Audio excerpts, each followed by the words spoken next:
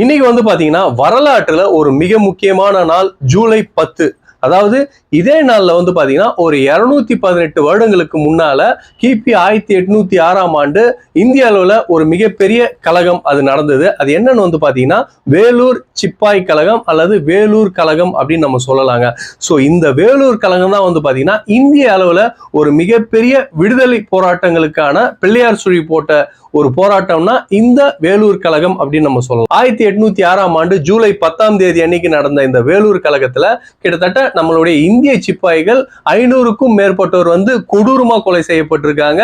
300க்கும் மேற்பட்ட ஆங்கிலேய படையினர் வந்து பாத்தீங்கன்னா இந்த கழகத்துல கொலை செய்யப்பட்டிருக்காங்க. சோ 800க்கும் மேற்பட்டோர்கள் கொலை செய்யப்பட்ட ஒரு மிகப்பெரிய கழகம் அப்படின்னு வந்து பாத்தீங்கன்னா இந்த வேலூர் கழகம். வேலூர் கழகம் நடைபெறுவதற்கு மிக முக்கியமான காரணமா வரலாற்றுல சொல்லப்படுவது என்னன்னு வந்து பாத்தீங்கன்னா உங்க எல்லாருக்குமே தெரிஞ்சிருக்கும். புதியதாக வடிவமைக்கப்பட்ட அந்த ராணுவ சிப்பாய்கள் அணியக்கூடிய அந்த தலைப்பாகை, அந்த தொப்பி வந்து பாத்தீங்கன்னா பசுவோட தோலினாலும் பன்றியினுடைய தோலினாலும் செய்யப்பட்டது. சோ இந்துக்கள் வந்து பாத்தீங்கன்னா பசுவோட தோலை அணிய மறுப்பாங்க, இஸ்லாமியர்கள் வந்து பாத்தீங்கன்னா பன்றியினால் செய்யப்பட்ட தோலை வந்து அணிய மறுப்பாங்க. சோ இது ரெண்டும் வந்து பாத்தீங்கன்னா இந்து முஸ்லிம்களோட எதிர்ப்பை கிளப்பியது மட்டும் இல்லாம இந்துக்களும் முஸ்லிம்களும் ஒன்றாக சேர்ந்து செயல்படுவதற்கு இந்த கிளர்ச்சி ஒரு காரணமா இருந்தது அப்படின்னு நம்ம சொல்லலாம். சரி, இந்த தொப்பி மட்டும்தான் காரணமா, இதை தவிர்த்து வேற காரணம் எதுவும் இல்லையான்னு கேட்டீங்கன்னா நிறைய காரணங்கள் இருக்குதுன்னு சொல்லாங்க.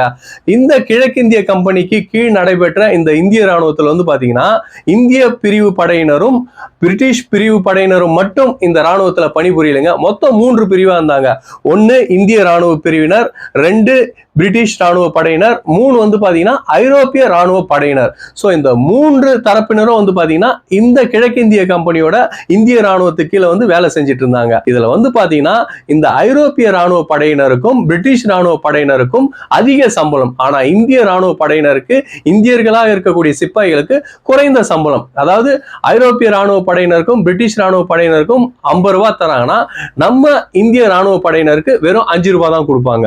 சோ இது வந்து பாத்தீங்கன்னா ஒரு மிக முக்கிய காரணம். அதே போல இந்த ராணுவ படையில வந்து பாத்தீங்கன்னா ஐரோப்பிய ராணுவ படையை சேர்ந்தவங்களும் பிரிட்டிஷ் ராணுவ படையை சேர்ந்தவங்களும் வந்து பாத்தீங்கன்னா ஜபேதாராவும் சுபேதாராவும் இந்த ராணுவத்துல உயர்ந்த பதவியில போய் சேர்றதுக்கு 20 இருந்து 25 வயசுக்குள்ளேயே போயிடுறாங்க. ஆனா இந்திய பிரிவு படையில இருக்கிறவங்க 50 வயதை கடந்தாலும் அவங்களுக்கு அந்த பதவி உயர்வு வழங்கப்படுவதில்லை. அதாவது இந்திய ராணுவர்களை, இந்திய சிப்பாய்களை மட்டம் தட்டக்கூடிய வகையில தான் வந்து பாத்தீங்கன்னா பிரிட்டிஷ் அரசாங்கம் இவங்களும் வச்சிருந்தாங்க. இந்த வெள்ளக்காரன் ஆட்சி செய்யக்கூடிய கிழக்கிந்திய கம்பெனி என்ன ரூல்ஸ் போட்டாங்கன்னா, ராணுவத்தில் இருக்கக்கூடியவங்க, சிப்பாயா இருக்கக்கூடியவங்க மத அடையாளங்களை வந்து வெளிப்படுத்தவே கூடாது. அந்த கிழக்கிந்திய கம்பெனி அந்த தொப்பி கொடுத்தாங்க இல்லைங்களா, அக்னியுன்ற தொப்பி, அந்த தொப்பியில வந்து பாத்தீங்கன்னா பிளஸ் போட்ட சிலுவை சின்னத்தை கொடுத்தாங்க. அதாவது உன்னுடைய மதமான இந்து மதத்தை சம்பந்தப்பட்ட விபூதி குங்குமம் வைக்காத, இஸ்லாமியர்கள் தாடி எடுத்துடணும், மீசை எடுத்துடணும், தாயத்தை போடக்கூடாது. ஆனா வெள்ளக்காரன் கொடுத்த அந்த அக்னியு தொப்பி வந்து பாத்தீங்கன்னா கிறிஸ்துவ மதத்தை பரப்பக்கூடிய வகையில அந்த சிலுவை போட்ட தொப்பி இருந்தது. சோ இதுவும் வந்து கிளர்ச்சிக்கான இன்னொரு காரணம். சரி, இந்த வேலூர் கழகம் எப்படி நடைபெற்றது, எப்படி பிளான் பண்ணாங்க அப்படின்னு வந்து பாத்தீங்கன்னா 18 பேர் என்ன பண்றாங்கன்னா இந்த சிப்பாய் கழகத்தை எப்படியாச்சும் நம்ம நடத்திடணும், நமக்கு எதிரான செயல்பாடுகளை வந்து கிழக்கிந்திய கம்பெனி வந்து செயல்படுத்துறான், நம்மளை வந்து ஏறி மிதிக்கிறான், நமக்கு எதிராக செயல்படணும், அவனை எப்படி நம்ம விட்டு வைக்கணும், அவனை வந்து ஷூட் பண்ணணும், அவன் கூடாரத்தை காலி பண்ணணும்னு முடிவு பண்ணிட்டு ஒரு 18 பேர் கொண்ட ஒரு டீம் என்ன பண்றாங்கன்னா அந்த 23 படைப்பிரிவு இருக்கு இந்த இந்திய ராணுவத்துல வேலூர் கோட்டையை சுத்தி. சோ அந்த 23 படைப்பிரிவுகளையும் வந்து பாத்தீங்கன்னா ஒரு 18 பேர் வந்து ஆர்கனைஸ் பண்றாங்க.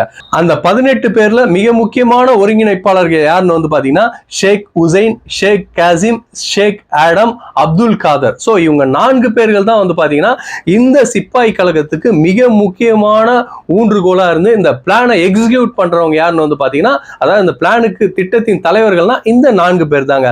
சோ இந்த 4 பேர் என்ன பண்றாங்கன்னா அந்த 23 குதிரை படையினரையும் ஒரு 2-3 வருஷமாவே வந்து இப்படி ஒரு கழகத்தை பண்ணணும்னு வந்து பிளான் பண்ணிட்டு கேன்வாஷ் பண்ணிட்டே இருக்காங்க. அதற்கான சந்தர்ப்பம் வரும், காத்துட்டு இருக்கலாம்னு வந்து இந்த பிளானுக்காக 2-3 வருஷமா எக்ஸிக்யூட் பண்ணிட்டே இருக்காங்க.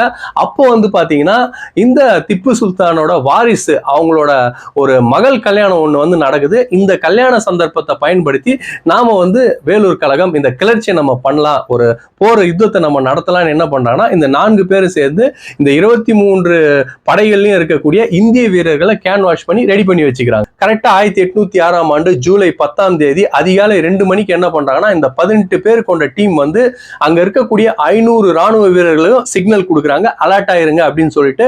அந்த 500 ராணுவ வீரர்களும் வேலூர் கோட்டையை சுத்தி இருக்கக்கூடிய அந்த வேலூர் கோட்டைக்குள்ள இருக்கக்கூடிய மரங்கள், அந்த சுத்தி இருக்கக்கூடிய மரங்கள்ல மேல வந்து பாத்தீங்கன்னா எல்லா ராணுவ வீரர்களும் போய் ஏறி உட்காந்துக்கிறாங்க. சோ இந்த சம்பவம் நடக்குது வந்து பாத்தீங்கன்னா ஜூலை மாசம். மே, ஜூன், ஜூலை இந்த 3 மாசமும் வந்து பாத்தீங்கன்னா வேலூர்ல வெயில் உச்சகட்டமா இருக்கும். இன்றைய வரைக்கும் அந்த நிலை தான் நம்ம அனுபவிச்சுட்டு வரோம். இந்த மாதிரி காலகட்டத்தில் வந்து பாத்தீங்கன்னா இங்க தங்கி இருக்கக்கூடிய அந்த வேலூர் கோட்டையில தங்கி இருக்கக்கூடிய ஐரோப்பிய வீரர்களும் பிரிட்டிஷ் வீரர்களும் வந்து பாத்தீங்கன்னா அந்த கோட்டைக்குள்ள தங்கி இருக்காங்க இல்லையா, அவங்க எல்லாரும் காத்துக்காக, அதாவது நல்ல காற்றோட்டத்துக்காக ஜன்னல் எல்லாத்தையும் ஓபன் பண்ணிட்டு தூங்குறது அவங்களோட வழக்கம். 4 பேர் கொண்ட டீம் என்ன ஆர்டர் கொடுக்குறானுங்கன்னா, அந்த ஜன்னலை திறந்துட்டு தூங்கிட்டு இருப்பாங்க இல்லைங்களா, சோ அந்த ஜன்னலை பார்த்து சர்றா மாதிரியா சுடுங்க. நீங்க சுட்ட சத்தம் கேட்ட உடனே என்ன பண்ணுவானுங்கன்னா வெளியில ஓடி வருவானுங்க. வெளியில ஓடி வர்றப்போ ஒவ்வொருத்தரையும் சுட்டு தள்ளுங்க அப்படின்றாங்க. சோ கரெக்டா அதிகாலை 2 மணிக்கு நம்ம இந்திய சிப்பாய் படையினர், ராணுவ படையினர் என்ன பண்றாங்கன்னா, அந்த மரத்து மேலேயும் அந்த கோட்டையை சுத்தி இருக்கக்கூடிய அந்த கோபுரத்தின் மேலேயும் உட்காந்துட்டு அந்த குடியிருப்பு, ஐரோப்பிய குடியிருப்பு மேலேயும் பிரிட்டிஷார் குடியிருப்பு மேலேயும் அந்த வீடுகள் மேல டப்ப டப்ப டப்ப டப்பன்னு ஷூட் பண்ண ஆரம்பிக்கிறாங்க. துப்பாக்கி சத்தம் கேட்ட உடனே அங்க இருக்கிற அந்த ஐரோப்பிய வீரர்களும் பிரிட்டிஷ் வீரர்களும் வெளியே ஓடி வராங்க. ஒவ்வொருத்தரா ஓடி வர ஒவ்வொருத்தரா நம்மளுடைய இந்திய ராணுவ படையினர் சுட்டு வீழ்த்திட்டு இருக்கிறாங்க. அதிகாலை 2 மணி அளவுல இந்திய ராணுவ வீரர்கள் சுட ஆரம்பிக்கிறாங்க. கரெக்டா 4:30 வந்து பாத்தீங்கன்னா இந்த பிரிட்டிஷ் ஐரோப்பிய வீரர்கள் கிட்டத்தட்ட 300க்கும் மேற்பட்டவர்கள் வந்து கொலை செஞ்சிடறாங்க. ஒருத்தர் கூட மிச்சம் கிடையாதுங்க. இந்த கோட்டைக்கு வெளியில வந்து பாத்தீங்கன்னா தளபதி ஒருத்தன் காவலுக்கு இருக்கிறான். அந்த தளபதி யாருன்னு வந்து பாத்தீங்கன்னா பிரிட்டிஷ் படையை சேர்ந்தவன். அவன் பேர் வந்து கூப்ஸ். அந்த கூப்ஸ் என்ன பண்றான்னா, உள்ள ஏதோ அசம்பாவிதம் நடக்குது அப்படின்றத அவன் தெளிவா கண்டுபிடிச்சிட்டான். உள்ள போயிட்டு வெளியில இருந்தே வந்து பாக்குறான். அங்க உள்ள என்ன நடக்குதுன்னா, இந்திய ராணுவ வீரர்கள்லாம் ஐரோப்பியர்கள் குடியிருப்பையும் பிரிட்டிஷ் குடியிருப்பையும் ஷூட் பண்ணி தள்ளுறாங்க இல்லையா. இதை பார்த்த உடனே இந்த கூப்ஸ் என்ன பண்றான்னா, கரெக்டா 5 மணிக்கு வேலூர்ல இருந்து கிளம்பி ஆற்காடுக்கு குதிரையிலே போயிட்டு கில்லஸ்பி அப்படின்ற ஒரு ராணுவ வீரர், ஒரு ராணுவ தளபதி கிட்ட இந்த விஷயத்தை போய் சொல்றாங்க. இந்த கில்லஸ்பின்றவன் யாருன்னு வந்து பாத்தீங்கன்னா சாதாரணமான ராணுவ அதிகாரி கிடையாதுங்க. இவன் வந்து ஒரு சைக்கோ சொல்லலாங்க. சைக்கோலயும் சைக்கோ வந்து பாத்தீங்கன்னா, சைக்கோக்கெல்லாம் தலைவன் ஒருத்தர் சொல்லுவாங்க பாத்தீங்களா, அந்த மாதிரி உச்சக்கட்ட சைக்கோ, வெறி பிடிச்சவன் யாருன்னு வந்து பாத்தீங்கன்னா இந்த கில்லஸ்பி. இவன் என்ன பண்றான், இந்த கேள்வியை கேட்ட உடனே ரிலாக்ஸா ஃபர்ஸ்ட் தன்னுடைய படைகளை கூப்பிட்டுட்டு அவன் கிளம்பல. புத்திசாலித்தனமா என்ன பண்றான்னா, உள்ள வந்து பாத்தீங்கன்னா இந்திய ராணுவத்தினர் 500க்கும் மேற்பட்டவர் இருக்காங்க இல்லைங்களா, சோ அவங்கள நம்ம இப்ப இருக்கக்கூடிய ராணிப்பேட்டையில இருக்கக்கூடிய குதிரை படையினர்னாலும் ஆற்காட்டுல இருக்கக்கூடிய படையினர்னாலையும் வந்து சுட்டு வீழ்த்த முடியாதுன்ட்டு சென்னையில இருக்கக்கூடிய படை வீரர்களுக்கு போன் பண்ணி சொல்றான். சோ இந்த கில்லஸ்பி என்ன பண்றான்னா, ராணிப்பேட்டையிலயும் ஆற்காட்லயும் இருக்கக்கூடிய குதிரை படைகளை கூப்பிட்டுக்கிட்டு கரெக்டா அதிகாலை 8 மணி அளவுல போயிட்டு வந்து பாத்தீங்கன்னா வேலூர் கோட்டையோட வாசல் வந்து நின்னுறாங்க. இவன் நின்னுட்ட உடனே என்ன பண்றான்னா, உள்ள போயிட்டு அட்டாக் ஆரம்பிக்கல. ஏன்னா உள்ள வந்து பாத்தீங்கன்னா 500க்கும் மேற்பட்ட இந்திய வீரர்கள் இருக்காங்க. கொஞ்சம் மிஸ் ஆனா கூட இவனோட உயிருக்கே உத்தரவாதம் எல்லாம் போயிடும். அதனால என்ன பண்றான்னா, சென்னையில இருந்து அந்த பீரங்கி தாங்கிய படைகள் வரட்டும் அப்படின்னு வெயிட் பண்ணிட்டு இருக்கான். கரெக்டா 10 மணிக்கு வந்து பாத்தீங்கன்னா சென்னையில இருந்து பீரங்கி படை வேலூர் கோட்டை வாசலுக்கு வந்து வந்துருச்சுங்க.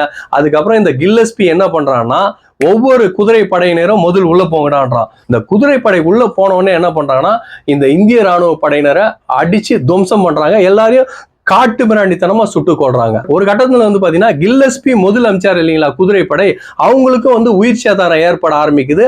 அப்போ புத்திசாலித்தனமா கில்லஸ்பி என்ன பண்றான், அந்த சென்னையில இருந்து வரவழைக்கப்பட்ட அந்த பீரங்கி படை இருக்குதுல்ல, அந்த பீரங்கிகளை எடுத்துட்டு உள்ள போடா அப்படின்னு சொல்றாங்க. உள்ள போன உடனே ஒவ்வொரு ராணுவ வீரர்களும், இந்திய ராணுவ வீரர்கள் ஒவ்வொருத்தரும் என்ன பண்றாங்கன்னா, இந்த கில்லஸ்பி அமைச்ச குதிரை படை பீரங்கி படையை சமாளிக்க முடியாம தெரிச்சு ஓடுறாங்க. மதில் சுவர்கள்ல இருந்து எகிரி குதிச்சு ஓடுறாங்க. அதாவது இந்திய ராணுவ வீரர்கள் உள்ள 500 பேர் இருந்தாங்கன்னா, இந்த குதிரை படையினரும் பீரங்கி படையினரும் கிட்டத்தட்ட 1000க்கும் மேற்பட்ட நவீன ஆயுதங்களுடன் உள்ள நுழையிறாங்க. இந்திய ராணுவ படையினரால சமாளிக்க முடியல. வேற வழி இல்லாம நம்ம இந்திய ராணுவ படையினர் மதில் சுவரை தாண்டி குதிக்க பாக்குறாங்க. எல்லாரையும் ஒருத்தர் விடாம இந்த கில்லஸ்பி என்ன பண்றான்னா, கொடூரமா சுட்டு கொள்றாங்க. பீரங்கில வச்சு தம்மு தம்மு தம்மு தம்முன்னு அடிக்கிறான்.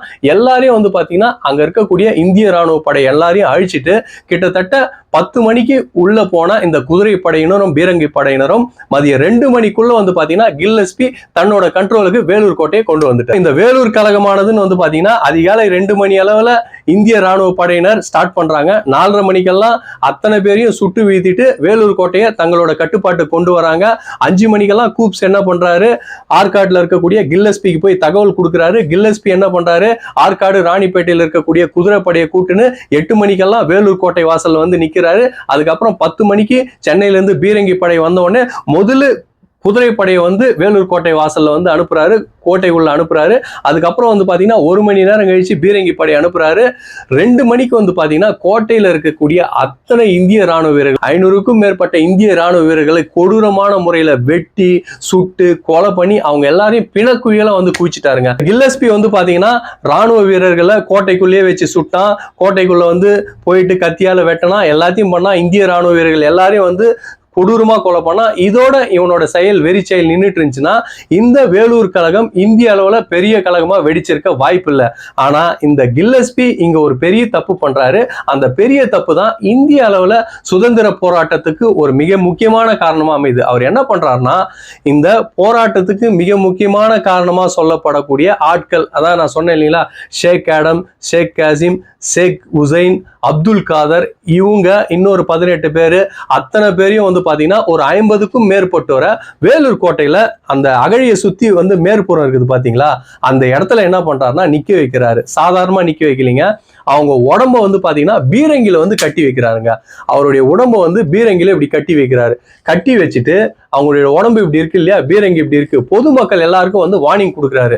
எங்க கிழக்கிந்திய கம்பெனியை நீங்க எதிர்த்தீங்க, நீங்க பகைச்சீங்கன்னா உங்களுக்கு என்ன நிலைமை வரும் அப்படின்றது இதை பார்த்து தெரிஞ்சுங்கன்னு பீரங்கி வாயில அந்த வீரர்களோட உடம்ப கட்டி டப்பு டப்புன்னு அடிக்கிறாருங்க. நம்ம இந்திய ராணுவ வீரர்களோட உடல் எல்லாம் வந்து பாத்தீங்கன்னா அப்படியே செதறுதுங்க. இதுல ஒரு கொடுமையான விஷயம் என்னன்னா, காலையில இருந்தே நம்ம இந்திய ராணுவ வீரர்கள் அதிக அளவில் செத்துட்டு இருக்காங்க இல்லையா, அப்பத்துல இருந்தே கழுகுகள் வந்து அந்த பணத்தை கொத்த ஆரம்பிச்சிச்சு. ஸோ இவங்க பீரங்கி வாயில வந்து வச்சு சுடுறப்போ அந்த உடல்கள் செதறுது இல்லையா, செதறும் போது அந்த பறந்து போற அந்த துண்டுகளை வந்து பாத்தீங்கன்னா கழுகுகள் வந்து கொத்தி தூக்கின்னு போச்சு அப்படின்னு அங்க இருக்கக்கூடிய பொதுமக்கள் வந்து அதை சாட்சி சொல்லியிருக்கிறாங்க. அந்த பொதுமக்களும் வந்து பாத்தீங்கன்னா இந்த விஷயத்த பதிவு பண்ணியிருக்காங்க. ஸோ இந்த கில்லஸ்பி இந்த பீரங்கி வாயில இந்திய ராணுவ வீரர்கள் வச்சு உடலை செதறடிச்சு சாவடிச்சான் பாத்தீங்களா. இந்த விஷயம் வேலூர் மட்டும் இல்லைங்க, தமிழ்நாடு இந்தியா ஃபுல்லா வந்து பரவ ஆரம்பிச்சிச்சு. ஸோ இவங்க இறந்தவர்களுக்காக இறந்தவர்களோட ஆன்மா சாந்தி அடையணும்னு என்ன பண்ணாங்கன்னா இந்தியாவில் அங்கங்க பொதுக்கூட்டம் போட ஆரம்பிச்சாங்க, பிரார்த்தனை பண்ண ஆரம்பிச்சாங்க, கண்டனங்கள் நடத்த ஆரம்பிச்சாங்க. ஸோ இதை பார்த்த பிரிட்டிஷார் என்ன பண்ணாங்கன்னா, இந்த விஷயங்களுக்கு நீங்க பொதுக்கூட்டமோ கண்டன ஆர்ப்பாட்டமோ பிரேயர் கூட பண்ணக்கூடாதுன்னு அதை மேல வந்து தாக்குதல் நடத்த ஆரம்பிச்சாங்க. அதுல கிளர்த்தெழுந்த மக்கள், எங்க நாட்டு மக்களையே நீ கொலை செஞ்சுட்டு எங்களை அவங்களுக்காக பிரேயர் பண்ணக்கூடாது, கண்டன பொதுக்கூட்டம் தெரிவிக்கக்கூடாதுன்னு சொல்றது நீங்க யாரான்னு தான் என்ன பண்ணாங்கன்னா, இந்தியாவில் இருக்கக்கூடிய அனைத்து பக்கங்களும் கிழக்கிந்திய கம்பெனிக்கு எதிராகவும் வெள்ளக்காரனுக்கு ஆங்கிலேயனுக்கு எதிராகவும் போராட்டங்கள் துவங்குவதற்கு இந்த வேலூர் கழகம் தான் பிள்ளையார் சொல்லி போட்டது. ஸோ இந்த வேலூர் கழகம் அப்படின்றது வந்து பாத்தீங்கன்னா சாதாரண விஷயம் இல்லைங்க. இந்திய அளவுல ஒரு மிகப்பெரிய கிளர்ச்சியை ஏற்படுத்துறதுக்கும் இந்திய அளவுல விடுதலை போராட்டங்களுக்கான ஒரு மிகப்பெரிய பிள்ளையார் சுழியை போடுறதுக்கும் காரணமான ஒரு விஷயம் வந்து பாத்தீங்கன்னா இந்த வேலூர் கழகம் தாங்க. சோ இந்த வேலூர் கழகத்துல உயிர் நீத்த நம்மளுடைய இந்திய சிப்பாய் ராணுவ வீரர்கள் அனைவருக்கும் இந்த ஜூலை 10ஆம் தேதி இந்த நாள்ல வந்து பாத்தீங்கன்னா அவங்க எல்லாருக்கும் ஒரு வீர வணக்கம் பண்ணுவோம். ஜெய் ஹிந்த்.